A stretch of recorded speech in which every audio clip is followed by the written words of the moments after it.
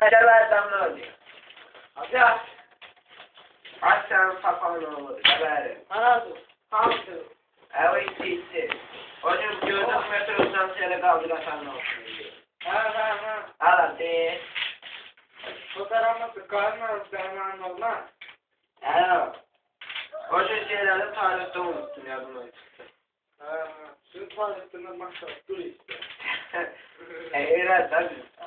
3 saatte geldi. Ben burada 7 taş var ha. Erken kansa ha. 16 lira. 6 taş var. Sonra sende de 7 taş olur. Ondan değeri olsun. Ben silahla oynamıyorum ama. Ha yok ben oynamam onda. Oyna be. Ben buna taşın koyarım. Bir dakika. Hadi. Yani tek görmüşsen beni. Ama sen söylemişim. Gel dalaşmaktan da çiç mi söğüşün hani? Ya yok ben sarayım.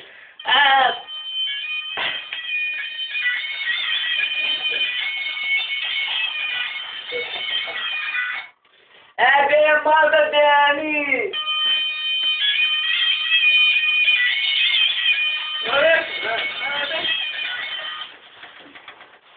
İşte ha, akıl defa olsun. Abi söyle.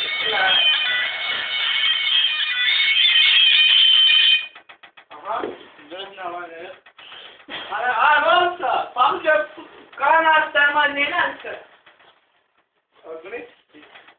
Ne istiyorsun? Oya! Hala. Bir tane titreş bir tane daha. Telefon daha yaxşıdır. Dur siz yerimden. Dur. O yerim öyle bir. Kameralar da götürüyor koyuyor oynuyor. Yaxşı kişiyle sonra sportun zaten vermedi. Eyli oldu. Komşu dünyada varmış. Şu pek. Sıkıştıysa.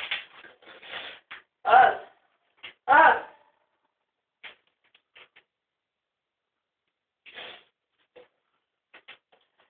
Koydan geleyim, sen öldüren tutsun. Al.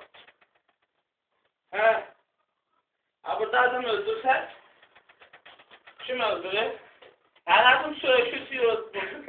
Bana karşı söğüşü söyledim, gözüm yerde titriyor. Ben öldürmüşüm. Canına falan, ha? İşte. Şimdi. Savaş.